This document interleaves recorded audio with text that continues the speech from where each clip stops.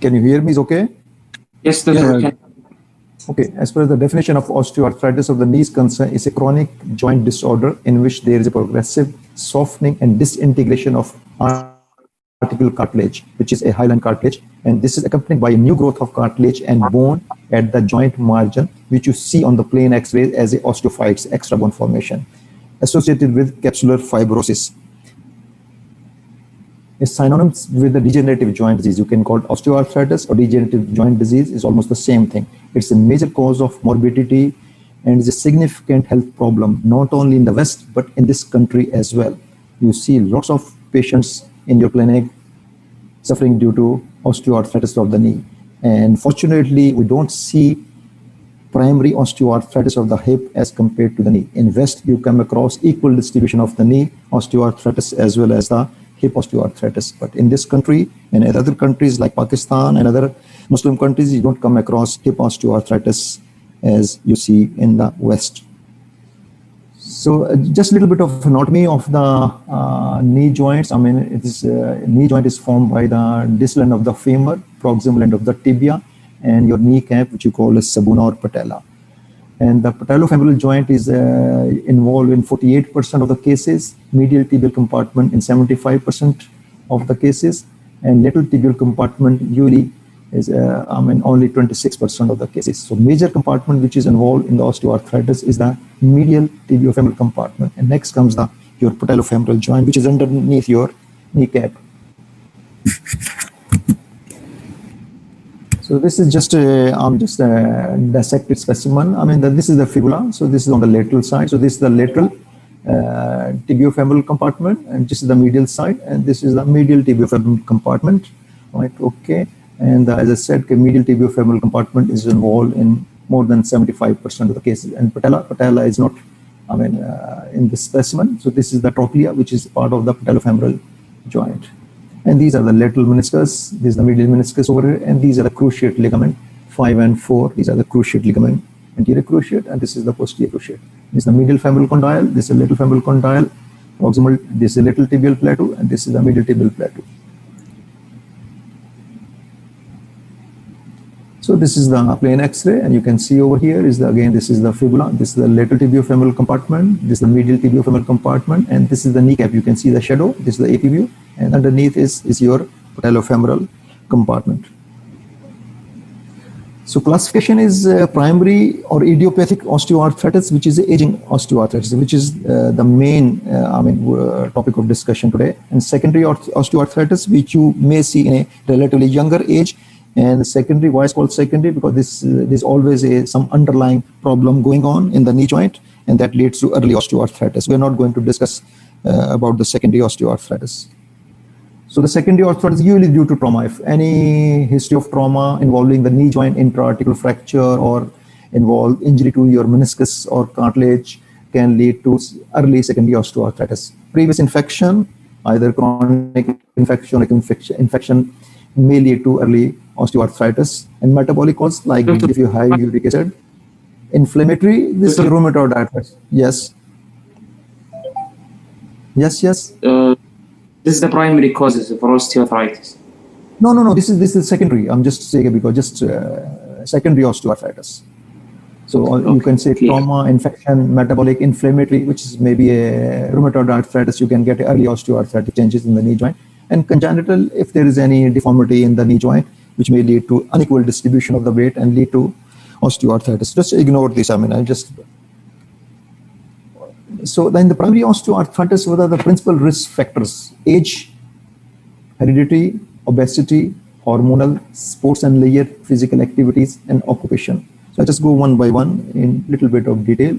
So age, they say apparently 11% of persons more than 64 years of age have symptomatic osteoarthritis of the knee. So you must differentiate between symptomatic osteoarthritis and non-symptomatic. You may take an X-ray of 64 years old and without any symptom, and you may see osteoarthritic changes in the knee. So when they say 11% of the persons more than 60, it means they are symptomatic. It doesn't mean they don't have a radiological evidence of osteoarthritis. Heredity. Lots of patients, younger patients, they say, oh, my father has got osteoarthritis. Do I will I be having a osteoarthritis of the knee? So answer is no. Yes, until and unless this osteoarthritis of the knee is associated with other joints osteoarthritis. You can say spine, hand, and hips. Okay, then there is a transmission from father to the son like that. There are chances. Okay, otherwise isolated knee osteoarthritis, they don't have any hereditary predisposition. So, doctor, about the heredity. Yes. If the father has multiple joint osteoarthritis. Yes, there are chances of having a osteoarthritis in the family. If it is single, it will not be hereditary. No. Am I right? Or? Yes, it's not single. Right. And both twin and family studies have pointed to a strong hereditary association of generalized osteoarthritis. If it's generalized osteoarthritis, yes, it runs in the family, and it has been confirmed on studies. Obesity, body mass index is directly and strongly correlated with the risk of developing disabling knee osteoarthritis over a 10-year period. So the body mass index, which we consider normal, it should be 25. It takes your age, it takes your height, and it takes your weight. So the BMI should be not more than 25. Right, okay? And obese women with unilateral disease are at high risk of developing bilateral radiographic disease. Right, okay? And the bad effect of obesity, again, it's more common in ladies as compared to male.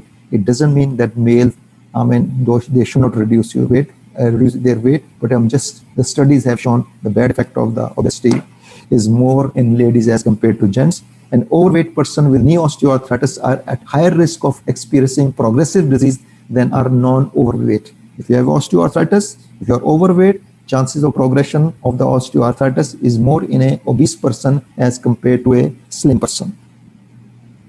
Hormonal, again, they found out that before the age of 50 years, men have a higher prevalence and incidence than women. But after the age of 50, women have a higher prevalence of osteoarthritis. It means these estrogen and the progesterone, they have a protective effect as far as the women are concerned in the incidence and prevalence of the osteoarthritis of the knee. Sports and leisure activities, lots of time these young people, they ask whether they play sports, whether they increase the chances of osteoarthritis or not. So there's no current evidence that leisure time jogging predisposed to osteoarthritis of the knee. Okay, but the high level of physical activity mean running 20 miles or more per week may be a risk factor for symptomatic osteoarthritis among men under the age of 50 years. Right, okay, casual running, casual jogging, it's okay. But if you are running more than 20 miles or more per week, then there are chances of having a symptomatic arthritis under the age of 50. Again, there was study came, and that's why the risk of osteoarthritis was much higher in elite than in non-elite soccer players. If you're a casual soccer player, the chances of getting osteoarthritis is not there. But if you're a elite soccer player, you play soccer as your profession, then the chance of osteoarthritis is there. Occupation, yeah, there's another study came, and just a minute. This thing is coming on my. Okay. Yeah, another study came there. The jobs that require kneeling, squatting on the floor, and lifting heavy loads are associated with a higher than expected prevalence of knee osteoarthritis. So if your job involves lifting heavy weight, sitting on the floor, and kneeling down on the floor, the chances of having osteoarthritis are more. Right, okay, so what are the symptoms? I think the main symptom which the patient comes to you is a pain. Pain, initially the patient say, okay, doctor, I feel pain when I walk for 1 kilometer, like that. And then if I stop, it stops. Right? And gradually this pain increase, right, okay? And mostly to start with is use related. And gradually as your osteoarthritic changes increase, 50% of patients, they start complaining of rest pain, and 30% complain of the night pain. And the patient said, doctor, I can't sleep because of this pain in my knee joint. And this pain usually lasts for many hours once the activity stops. So the pain intensity, severity, and duration increases as the disease progresses. And some patients, they complain of morning stiffness, and usually lasts less than 30 minutes. Morning stiffness means the patient says, when I wake up in the morning, I feel difficulty in moving my knee. And it usually lasts less than 30 minutes. So 2 complaints, pain, morning stiffness, and decreased range of movements, right, okay? And joint instability, if the disease progress, and joint instability is due to either ligament laxity or quadriceps muscle wasting. Right, okay, joint instability more common in the knee joint as compared to a hip joint, because in a hip joint you have a bony stability. It's a ball and socket joint. You have a socket and there's a ball inside which rotates. In the knee joint, basically it's a flat surface resting on each other. So knee joint, it depends on its stability, on its ligaments as well as on the muscles. So the quadriceps muscle, which extend your knee, is a major stabilizer, dynamic stabilizer of your knee joint. Right, okay. So with any painful condition of the knee, the muscle, they get wasted. So the one of the stabilizing factor, which I said, quadriceps muscle, once it gets wasted, the patient get a feeling of instability. Loss of function due to pain, due to muscle weakness, and due to instability. Patient says, I can't sit on the floor, I can't go upstairs. And as the disease progresses, patients say, doctor, I can't even go to the washroom. I can't go from my bedroom to another room. So that is, as the disease progresses, the pain and the loss of function increases. Signs is that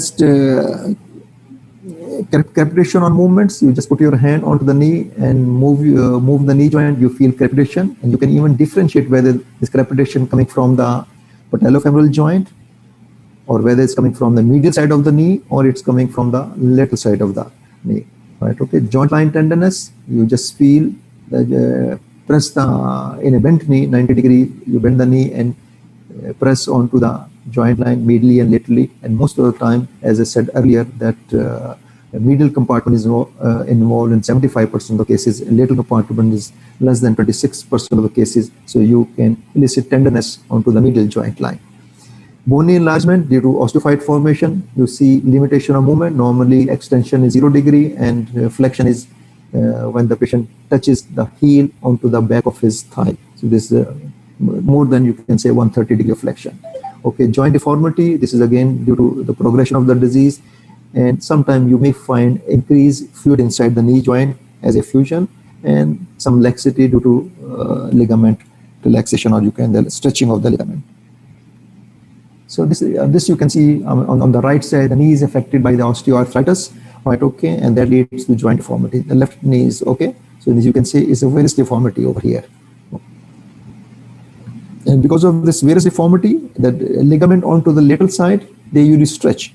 Right, okay, you can appreciate that the knee is going on towards the medial side or the inner side. So the ligament on the lateral side, they stretch. So you can have some sort of instability in this case. Doctor, the ligament is the lateral collateral ligament? Yeah, lateral collateral ligament. Lateral collateral ligament, because the knee goes Lateral collateral ligament.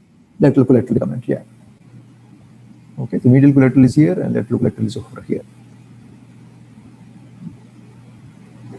So what you do when you come, patient history, you take the patient history and you find out his limitation, and then you have to confirm your diagnosis by clinical examination, and you do the x-rays, which is about a weight-bearing x-ray. So always ask for a weight-bearing x-ray, don't ask for a lying down x-rays. Okay, and the lateral view and the skyline view, these three views are required to confirm your diagnosis of osteoarthritis of the knee. What is a skyline, doctor? I'll just show you that. This is the weight-bearing view of the left knee joint. Okay, why we ask for a weight bearing?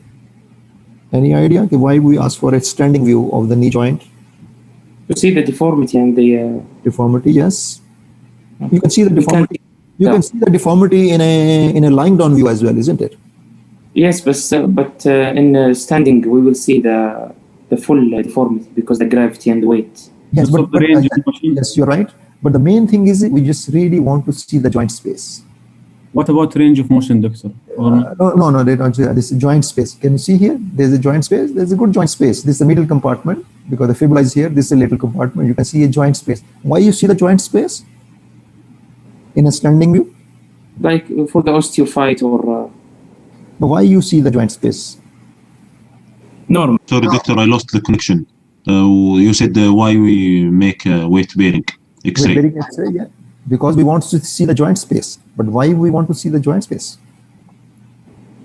Because sometimes because it's for osteoarthritis, doctor. To assess joint space if there is osteoarthritis. Okay. I mean, no, I just tell you, joint, there is no joint space as such. This joint space you are seeing is because of the cartilage. And cartilage is, you don't see the cartilage on the X-rays. You only see the bones. Okay, the first sign of osteoarthritis is decrease in the joint space, narrowing of the joint space. So narrowing of the joint space is due to thinness of the cartilage. So normally the joint space is around 5.5 to 6.5 millimeters. Okay, so the first sign of radiological sign of osteoarthritis is because of the thinning of the, it's just like cartilage, it's just like your rubber padding on your brake shoes. Wear and tear.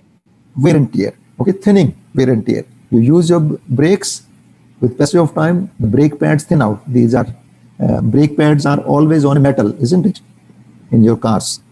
So weight bearing, if you don't do the weight bearing exercise, you won't appreciate the joint space narrowing. Okay, so that is why weight bearing x-rays of the knee in the AP view. I'll show you actually. So, doctor, the space will be less when he's in Lying the weight down. bearing. Weight bearing, the space will be less. We'll show you. This is the lateral view. Okay, it's, you see the this is the patellofemoral joint. This is the kneecap patellofemoral joint, and you see the any osteophytes or anything. I mean, you won't appreciate the joint space on the lateral view. So, joint space appreciation is on the AP view and weight bearing view. And this is a skyline view. You take this X-ray. So this is best for the patellofemoral joint. This is the kneecap you see, and you see the good space on both sides. Okay, so this is the lateral side, this is the medial side. Okay, okay. This is the skyline view, or it's also called a merchant view. So these three views are required: AP view, lateral view, and the AP weight bearing, and the skyline view. See the patellofemoral joint, and you as well you see the patella is congruent. It's really equal space here, equal space. It means it's not melt tracking. It's not moving on to the left lateral side. It's tend to really incline towards the lateral side if it's not tracking properly. So as I said, radiological features are joint space narrowing, subchondral sclerosis, whitening of the bone, osteophyte formation, subchondral cyst, abnormalities of the bony contour. So these five things you should remember. Early sign is joint space narrowing, subchondral sclerosis, whitening, osteophyte formation, subchondral cyst, abnormalities of the bony contour. Right, okay, now you can appreciate this is a normal knee. Okay, on the left side is a normal knee, and the right side is an osteoarthritic knee. So what you can appreciate in this, Medial part. as I said, always in osteoarthritis, the first compartment involved is the medial compartment. This is a little compartment, almost normal, or maybe a little bit you can see. So what you see over here, narrowing of the joint space. Okay, what else you can see? Osteophyte. Of bony contour. Maybe Yeah. osteophyte. Again, I told you sclerosis. Define. Sclerosis, whitening of the articular surface. This one, sclerosis, white. If you see here, compare with this one on the lateral side, this is white more. Okay, and can you see cyst? Maybe cyst over here. Cyst Why over- is it- and there are osteophytes over there. Okay, and deformity is there or no? Yes. Yes. Yes. So it's going to varus, isn't it? So it's gone because of this wear out of the medial compartment, wearing of the medial compartment, the tibia going onto the medial side. Okay, so there's a varus deformity. Okay, so you see the osteophytes, sclerosis, But subchondral how cyst. can you see the osteophyte? It's not Increased joint space as well. See there? Doctor, how can you see osteophyte here? I don't know whether you can appreciate this little bit. Maybe it's not No, very. I didn't see it. Yeah, maybe it's just you can say no. But if you see, compare it with this one, this is a smooth surface. You can't see anything over here. If my pointer is there, I don't know whether you can appreciate it or not. Little bit of promise. Maybe another X-ray we can see come across like this, like over here. So this is weight bearing. The radiographer always put weight bearing. See the weight bearing? No, you can hardly see a space over there, isn't it? But So this is the weight bearing X-rays. Here you see whitening, sclerosis, no joint space onto the middle side. Lateral side still there because the maybe tibia has shifted towards the lateral side, and it's not a very good X-rays, but you can see the joint space narrowing is there, or rather there is no joint space onto the middle side. Lateral side is still there, and there is a deformity there, isn't it? The varus deformity. Yes. Tibia is going toward that. Okay, and you can see that. Yes. Doctor, the person is what's this white around the bone? This is the fat of the person. Is he obese? Yeah, fat, yeah. This is a fat. This is looks like quite obese. Soft tissue. Obese lady, yeah. You're right. You normally don't see any males like that. I think you should know the natural history of the this knee osteoarthritis. Right, okay. And natural history differs enormously in different patients. So don't, I mean, I normally tell the patient, don't listen to your, mother regarding the progression of, or your grandfather regarding the progression. It varies from person to person. Right, okay. Disease progress is slow, usually taking many years, can remain stable both clinically and radiographically for a further period of several years. Again, it all varies from patient to patient. Right, okay. The patient comes to me, okay, doctor, I'm 64 years, 65, I'm healthy, but I have got knee osteoarthritis. So please replace my knee replacement, because maybe after 5 years, maybe my medical condition is not good, and I may not be fit. I say, okay, why you're thinking that you may need a knee replacement after 5 years? So you say, okay, the way it's going, I say, okay, you may not need it. So you must explain to the patient the natural history. Okay, you may not follow the same course as your grandfather followed. Right, okay, so it's very important. Symptoms comes and goes. Correlation between the clinical outcome and its radiographic course is not strong. This is very important to know, really. Sometimes you see horrible x-rays, which I showed you earlier, but patient may not complain or much pain. And sometimes you see not bad x-rays, but the patient complained a lot. So there is no correlation between the radiological grade and the patient symptoms. It's very important. That is why we, being an orthopedic surgeon, stop using the grades as far as the patient outcome and patient is concerned. We always ask, doctor, which grade is that? So we say, we just go for your symptoms. I mean, if you can't go to the toilet, if you can't sleep at night, and you have difficulty in carrying out your day-to-day activities, even if your x-rays are not bad, you should go for knee replacement. That comes later on, but I'm just telling you. So there is no correlation between, as I said, between the clinical outcome and its radiographic course. Prevention. People ask, can we prevent osteoarthritis? No, it's wear and tear. It's very No, we clear. can't, doctor. Why we can't? Physiotherapy. Chronic disorder with a multifactorial etiology that includes modifiable risk factors. Osteoarthritis could, in theory, be prevented. Right, okay. So, what are the factors? Those who are at high risk can have one or more of the following risk factors. Age over 50. So you cannot, change the age, isn't it? So this is not a modifiable factor. Female sex is not a modifiable factor. First order family relatives with osteoarthritis, multiple joint, as I told you, heredity. You can't modify this. Past history of osteoarthritis, history of major knee injury or surgery. This is a modifiable factor, isn't it? This is secondary. Yeah, you can say is a primary prevention. Okay, you can really, you should not play sports. Like you should not play soccer. You should not play any sports in which there are chances of injuries are there. So in theoretically, this is possible. In practice, obesity, obesity is under your control. So these last the injuries to the knee, or previous surgeries, these theoretically preventable if you can prevent that. Obesity is under your control. Jobs requiring bending and carrying weight is under your control. But these other things, age, female sex, first order families, is not under your control. So this is the primary prevention. They say there's a stretchy group. I mean, there was a study came and they say, okay, if you eliminate obesity in men, you can prevent 26 to 51% of the osteoarthritis in the knee joints. You can prevent. I think this is maybe too much for the. You are in the 4th year, isn't it? Yes, doctor. Yeah. Young. So I think maybe we should say, okay, yes, obesity is that. Preventing knee injury, if you can prevent the knee injury, you can maybe prevent 25% of the cases of osteoarthritis in men and 13 in. Limited jobs requiring bending, right, okay, 15 to 30%. So those people, those who lift heavy weight and involve like car mechanic, lift heavy weight, keep on working in a bending position. So they can prevent their osteoarthritis in 15 to 30%. So this is a theoretical thing. But these are studies have proven that. So main thing, 3 things only: obesity, previous knee injury, and eliminating jobs requiring bending. So management. So first you have to establish the diagnosis. The patient is having osteoarthritis of the knee, and recognize features that may affect prognosis or complication. All right, okay. Make effective use of available treatment. So the main goal is decrease pain, improve joint motion. So once you decrease the pain, improve joint motion, and definitely you're going to improve the function of the patient.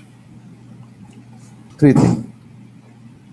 So management, you have a non-pharmacologic therapy, pharmacologic therapy where you use the medicine, and the last resort is a surgery. So surgery is the definitive treatment? Yes, we'll just come to you in a minute. So non-pharmacologic therapy, patient education is very important. As I told you earlier, you must tell the patient, okay, with medicine and with physiotherapy, with non-pharmacologic therapy, it includes medicine as that's a pharmacologic therapy. Anyway, with anything less than surgery is not going to cure your problem. It's going to only minimize the pain, improve your symptoms.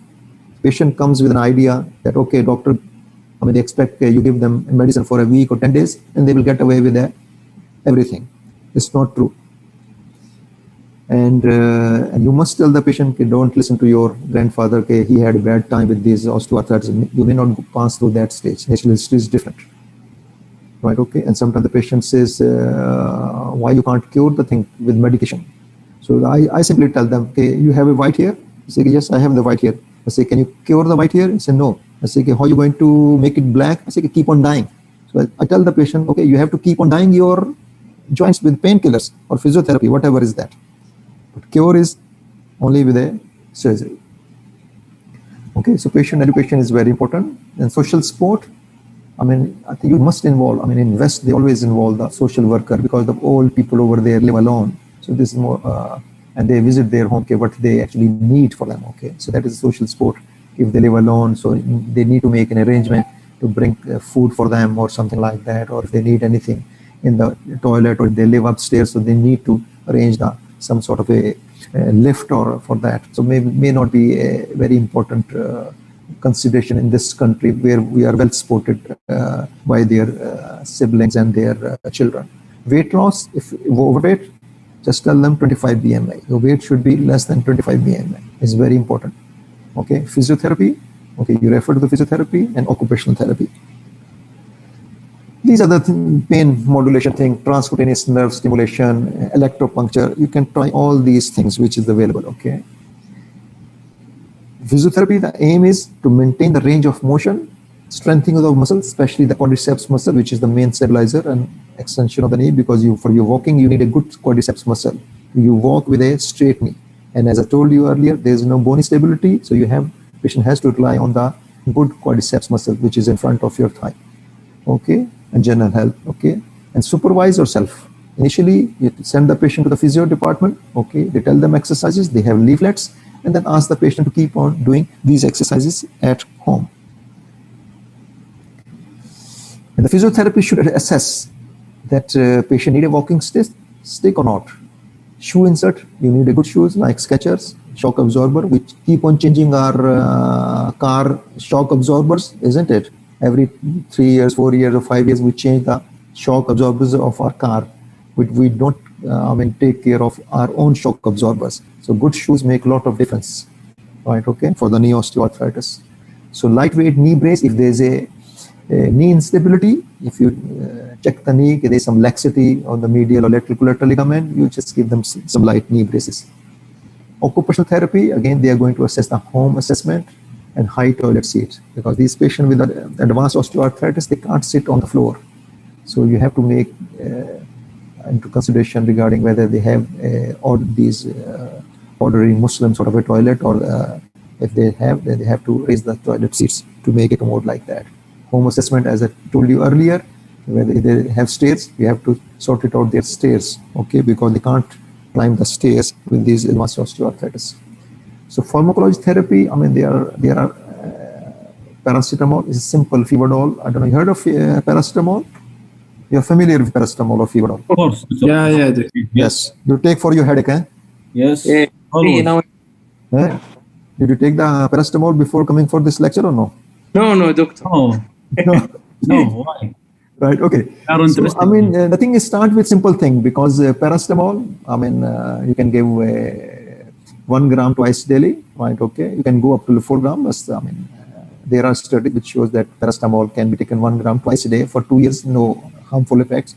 Okay, and you can add opioid analgesic for short period of time. If there is acute attack of osteoarthritis, right? Okay, you can give a opioid like tramadol, which there is, but not more than 1 week or 2 weeks. And mainstay of treatment, these non-steroidal anti-inflammatory medication like these Brufen and your Voltaren and other medication. There are so many in the market, just like a washing powder. You have so many anti-inflammatory, and COX-2 inhibitor, which really doesn't affect, don't affect much on the stomach, because the non-steroidal cause increase in the acid production and can cause a ulcer formation. So COX-2 was the one, but the COX-2 have another bad effect on the cardiac. So they can have increased effect of this myocardial infarction. Celecoxib. Yeah? COX-2 is Celecoxib, doctor? Yeah, Celecoxib. Yeah. So whenever I normally avoid giving the patient who's hypertensive and ischemic heart, I just always tell them that, okay, it has increased incidence. Even on the when you buy these, there are written literature, okay, increased incidence of MI. And some people say, okay, if you add aspirin with this, that overtake, that take care of the cardiac side effects. Okay, if you want to give COX-2 inhibitor, so it has less bad effect on the stomach, it has more effect on the cardiac, so you can give aspirin to add with that in low dose. Intra-articular hyaluronic acid, these are the oil injection. I'll come intra-articular steroids, okay, and glucosamine and chondroitin sulfase, these are not medicine, these come as a food supplement. I'll come just a little by bit. Paracetamol, 4 gram daily, significantly relieve pain and improve function in osteoarthritis knee compared with placebo in double-blind randomized studies. All right, okay. So normal at a time you can take 1 gram is the dose, okay, and maximum daily dose is 4 gram. So the trial has shown that they are better than the placebo. Okay, if patient requiring non-steroidal anti-inflammatory medication like Brufen or Voltaren, addition of paracetamol allow the reduction of non-steroidal anti-inflammatory dosage. Opioid analgesic, as I told you, in severe acute attack of osteoarthritis, add opioid containing analgesic for a short period of time. Topical cream, they are good, they don't absorb much into the blood and quickly penetrate through the skin and reaches highly effective concentration in subcutaneous tissue, fascia, tendon, and ligaments and muscle, like these diclofenac gel available. Patient can use it, and they don't have side effects like the non-steroidal on the stomach and on kidneys. I think you should, I don't know whether this is for your level or not, but I always tell that non-steroidal anti-inflammatories, their effect is very variable. Brufen, you heard of ibuprofen? Yes, doctor. Non-steroidal anti-inflammatory. Yeah, non-steroidal. It may affect you and it may not affect me. So it's very important to know this thing, okay? And as I said, 60% of patients will respond to any non-steroidal. And those who do not respond to one anti-inflammatory, they may well respond to another. So this is 40% of the patient, they don't get benefit from one type of non-steroidal. This is quite common regarding this non-steroidal.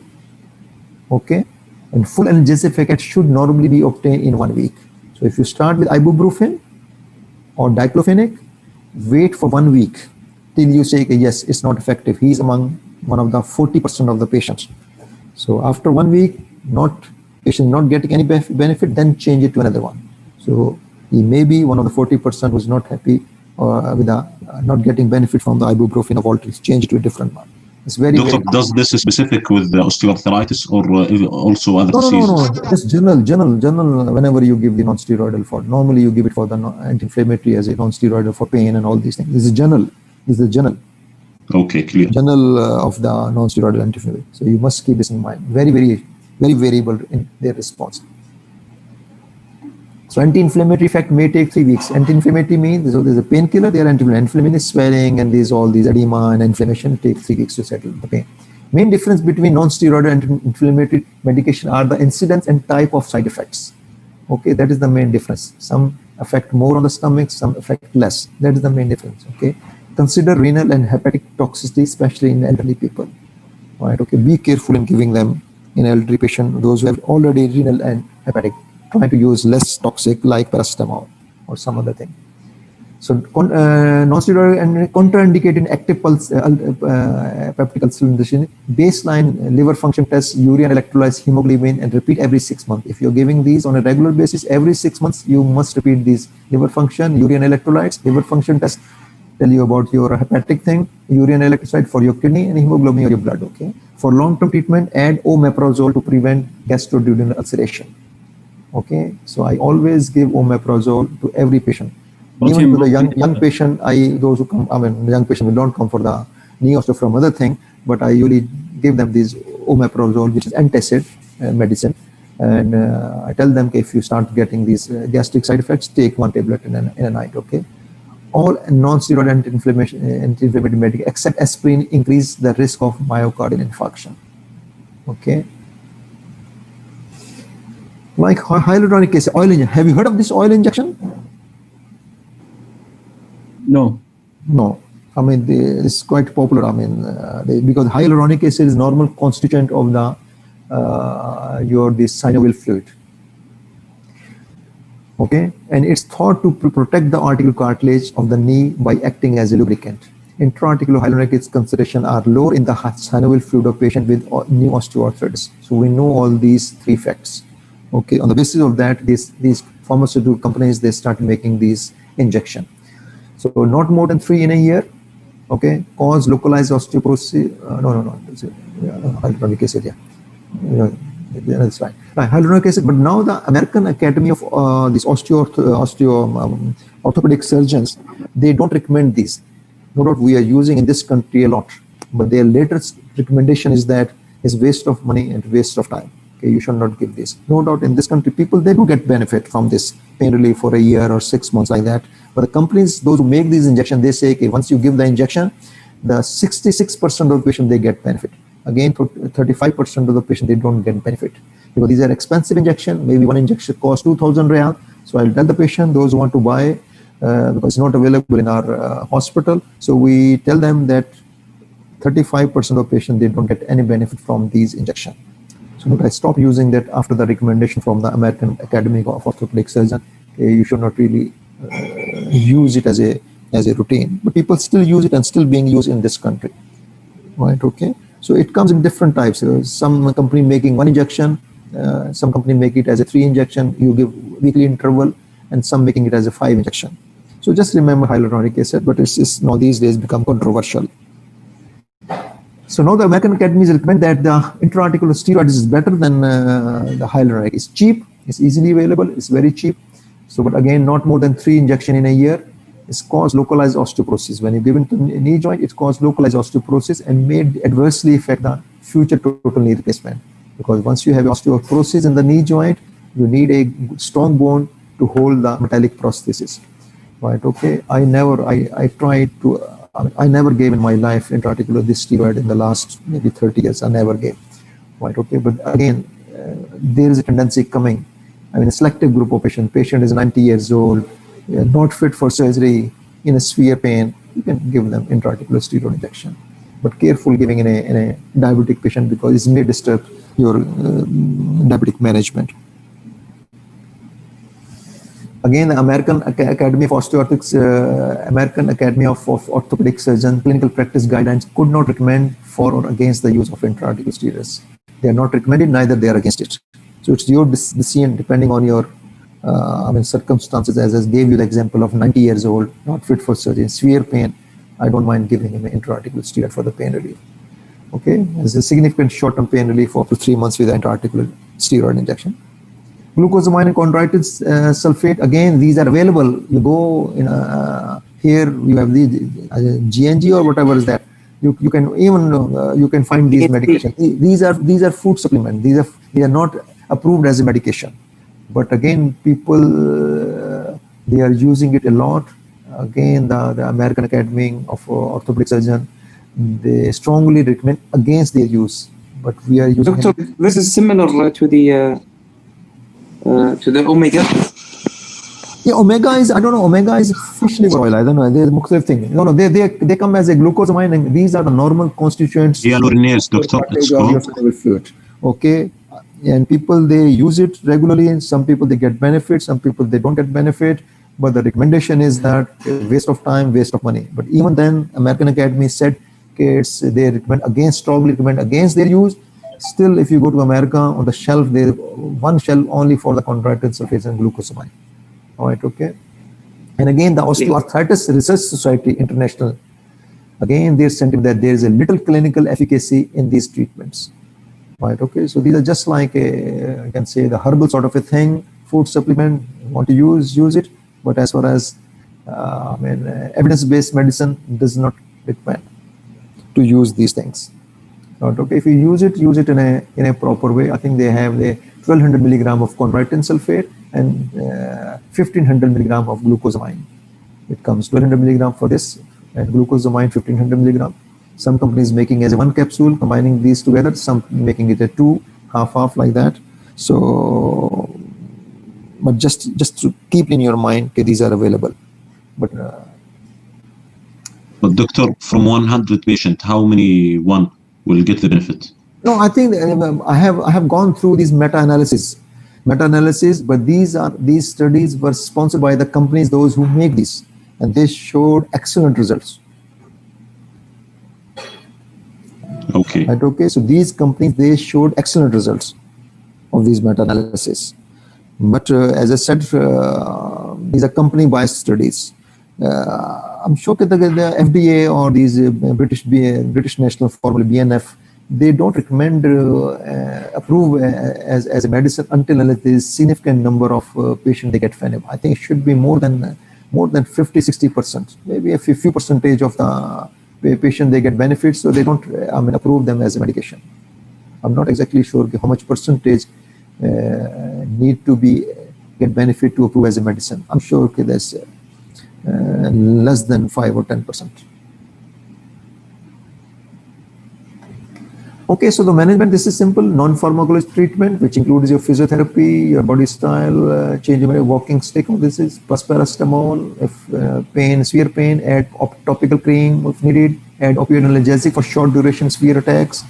Not settling, add non-steroidal anti-inflammatory in low dose. If more pain and symptom control, if more pain or symptom control is needed, use full dose of non-steroidal plus omeprazole or substitute with COX-2 inhibitor. Consider intraarticular hyaluronic acid injection if no improvement or side effects. Again, as I said, the American Academy neither against it nor in favor of it. So it depends on your local circumstances. If patient is not getting benefit, you don't want to involve steroid, you can try that. Right, okay. And if not, no benefit, then refer to orthopedic surgeon. But here we get the referral very early. So surgery option available apart from the joint replacement, arthroscopy. You heard of arthroscopy or no? Yes, doctor. You put a scope inside and you do the joint lavage or you do the debridement. Joint lavage is simply wash out. Debridement means you remove the loose cartilage, you remove it, remove the osteophytes. That is a debridement.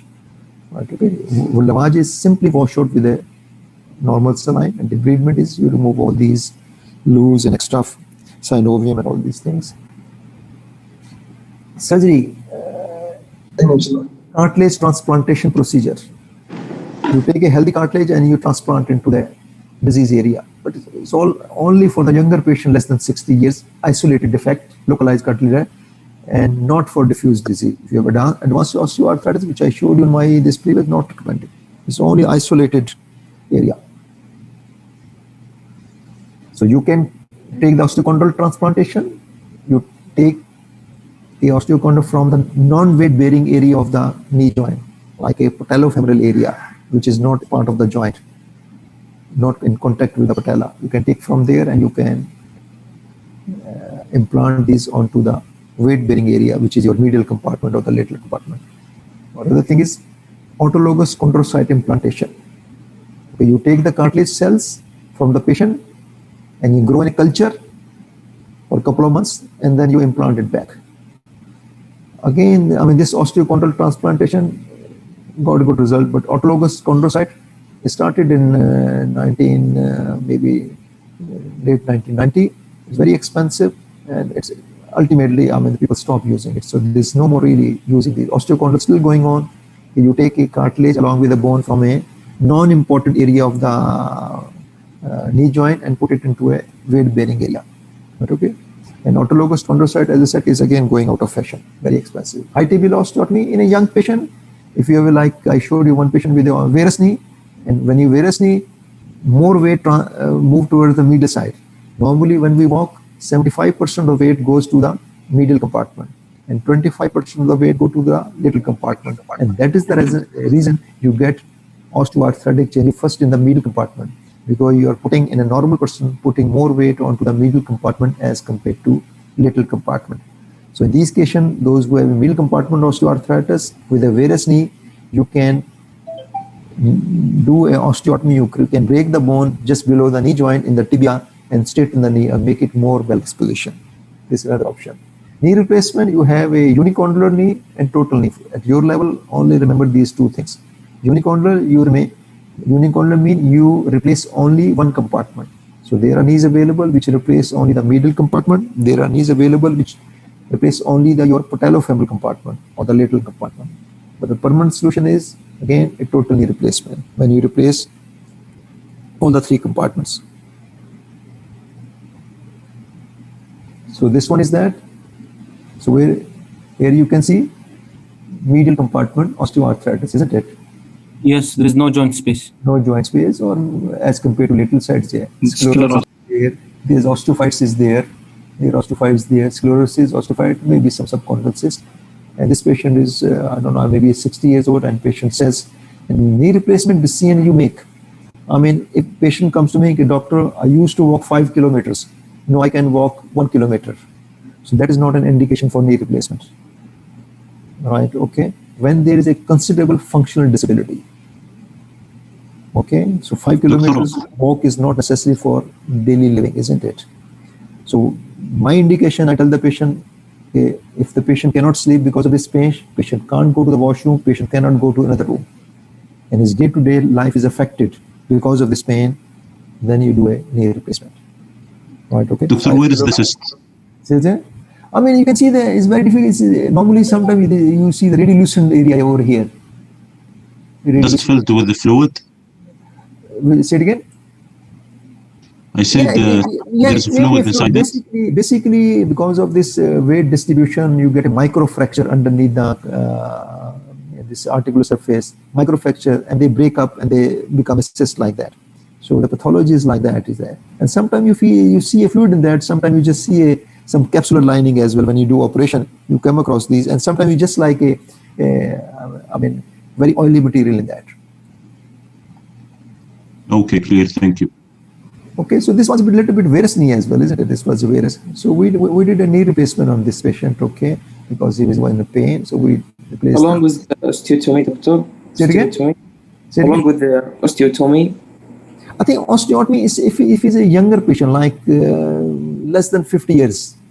I mean, there was osteotomy was in fashion in 80s, and because when the knee replacement came in 1981. The first knee replacement, 81, 82 established, and 80s, and then it gone out of fashion in 90s, totally gone. Again, this thing is coming in fashion again, high table osteotomy.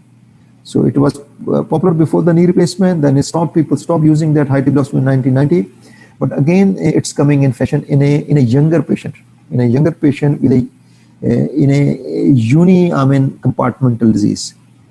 If it is only middle compartment is there, then it's there. If all three compartments they are involved, then you don't do the high tibial osteotomy, or you do the high tibial osteotomy if main complaint is on the medial side.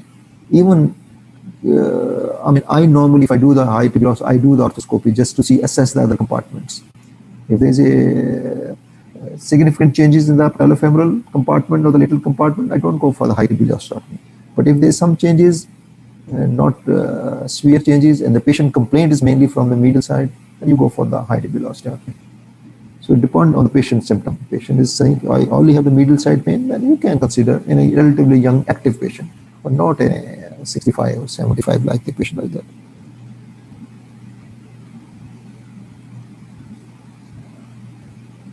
So this is a little view of that patient. Okay, any questions you want to ask from the knee replacement is that? Again, what you are seeing the space here, there is no space. So what is here? Huh? Total knee replacement, doctor. Fluid maybe, doctor. Artificial fluid. No, this is a cartilage. We make the cartilage with plastics. So there's a plastic which you can't see. Clear. Okay, so this is artificial cartilage. So this is a chromium, cobalt, or titanium, or this is metal. These are metal, and in between this is a plastic. Okay, this is called a low friction orthoplasty. So now these days, all people use these plastics in between. Okay, because if you have metal, they rub each other, and there are by rubbing on the metal, they'll pour out some of these metal particles which can cause inflammation and then loosening of that. So it's a low friction. We call it low friction. When metal glide onto the plastics. Thank you, doctor. Okay. Should we finish? Should I finish? No, continue, doctor. Okay, this one again. Varus knees, complete joint disappearance over here, medial side. Osteoarthritis. This was again. I think say this 65. Yes, same. Take it before. Huh? Like, same picture. Yeah, Last picture with varus knee. And again, we correct the varus here. See, now it's almost straight. Okay, again, we use the people, they're doing the bilateral knee, but I'm not doing the bilateral. I just do the one knee because of the backup support over here. It's better to, if you're not have a good backup support, do one knee at a time. But the patient, they prefer. But the bilateral knee is in a healthy, no comorbidities, good backup support, you can do the bilateral knee replacement as well.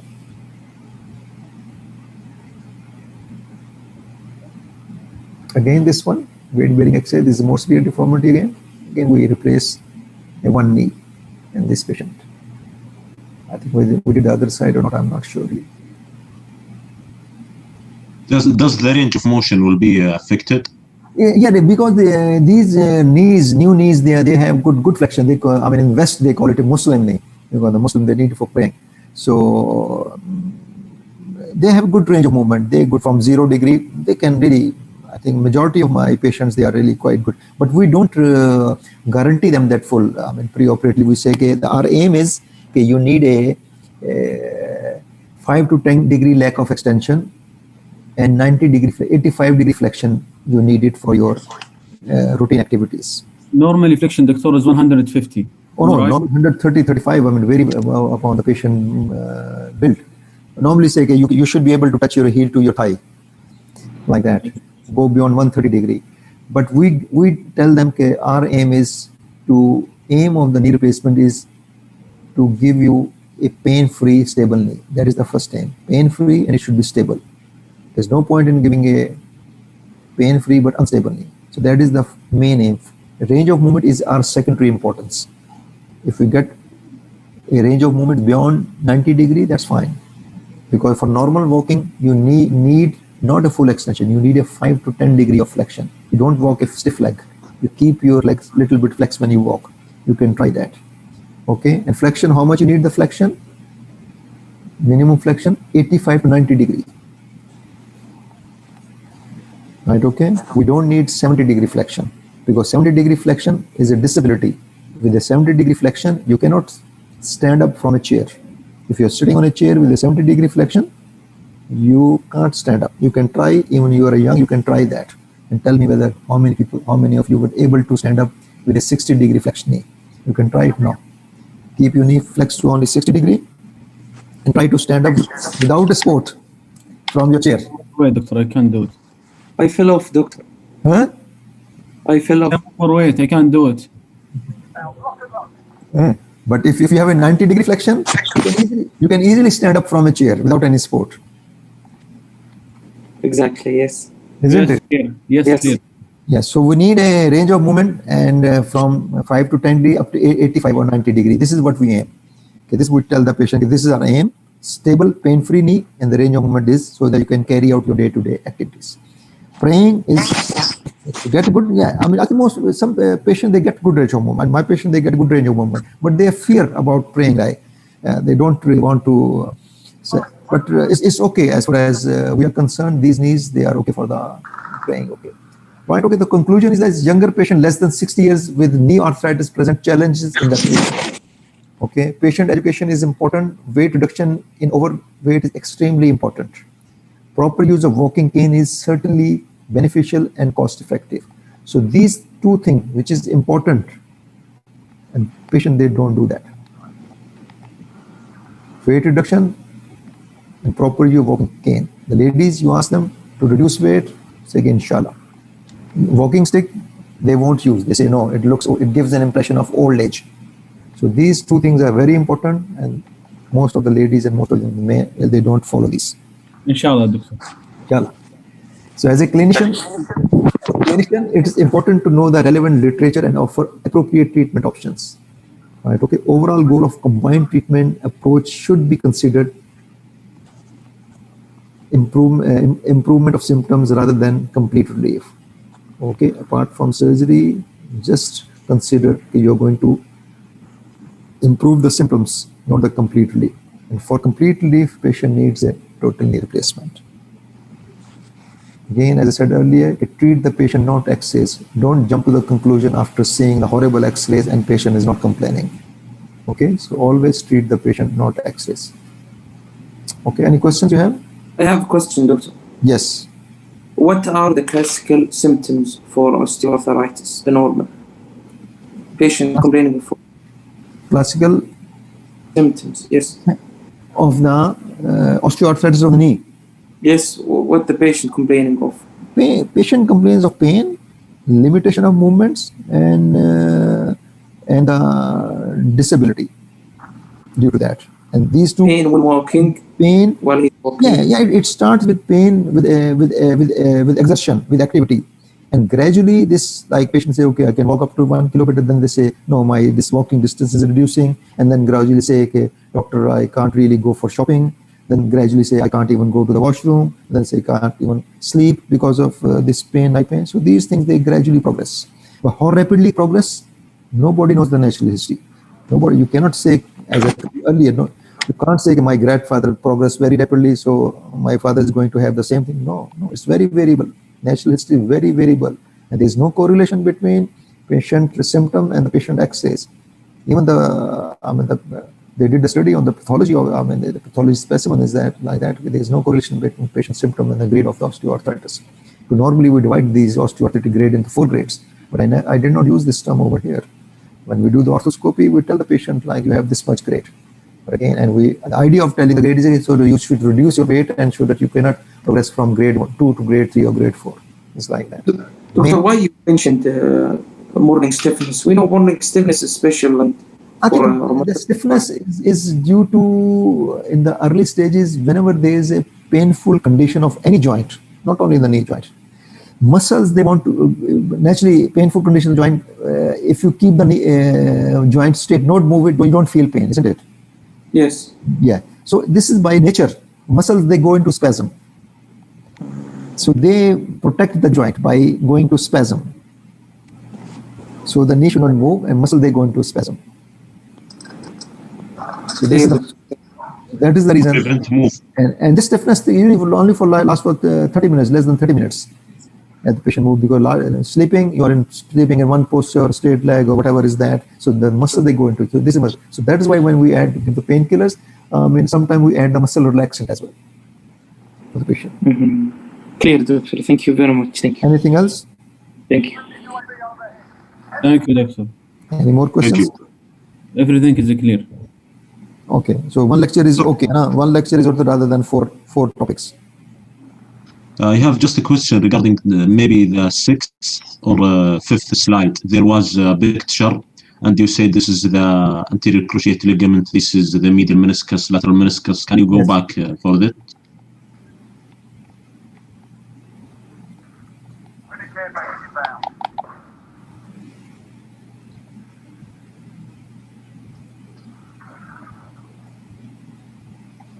Where is that? Maybe not. No. With the early beginning. I share my screen. I hope you didn't take my slide. Yes, we are seeing. Yeah, this one. Yes, yeah. This is a cadaveric here.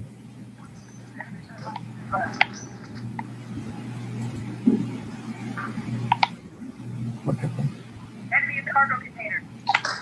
Yes. This is a cadaveric specimen. So this is the fibula. lateral side. This is your lateral tibial plateau. This is the medial tibial plateau. This is the medial femoral condyle. This is the lateral femoral condyle. Okay, and this is this meniscus, which is a lateral meniscus, and this is your medial meniscus.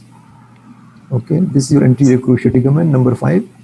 Anterior cruciate ligament arises from the top of the tibia. This what you call this?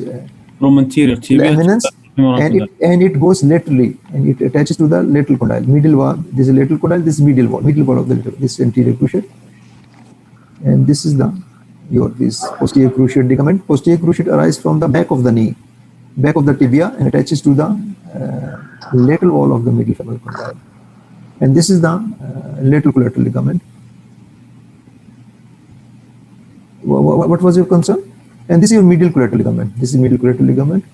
Medial collateral, really 3 fingers breadth below the tibial. It has you can say 4 fingers attached over there. Arise from the medial epicondyle of the femur, attaches to the medial side of the tibia. And the lateral collateral is only from the lateral epicondyle from the femur, and attaches to the head of the fibula. This is number 8 is the lateral collateral ligament. Thank you, Doctor. What was your concern in that slide? Your concern? Just the anterior and the posterior cruciate. Yeah. The posterior cruciate is posterior, and this anterior cruciate is interior. But this is more strong. This posterior cruciate more strong ligament. But anterior cruciate, normally we replace this. Whenever you come to we do a lot of these is anterior cruciate ligament reconstruction in our hospital. So if you have a chance to come to the theater, we do on a regular basis. Every Wednesday and every Sunday list, we have one is anterior cruciate ligament reconstruction. A lot of football players here in Al-Kharj, we roughly tend to do maybe around 80 to 90 cases per year on the anterior cruciate ligament reconstruction. Okay, anything else? Thank you so much, Doctor. Thank you so much. When is the next lecture now? Thank you, Doctor. We have another lecture or just this? No. I think that's. I think one is enough. Really, one topic is enough. Really, I think Yes. last time. Yes. I mean, it was too much Thank you, Doctor. for me for you. Thank you so جزاك much. الله خير. Okay, thank you. See you جزاك inshallah. الله خير.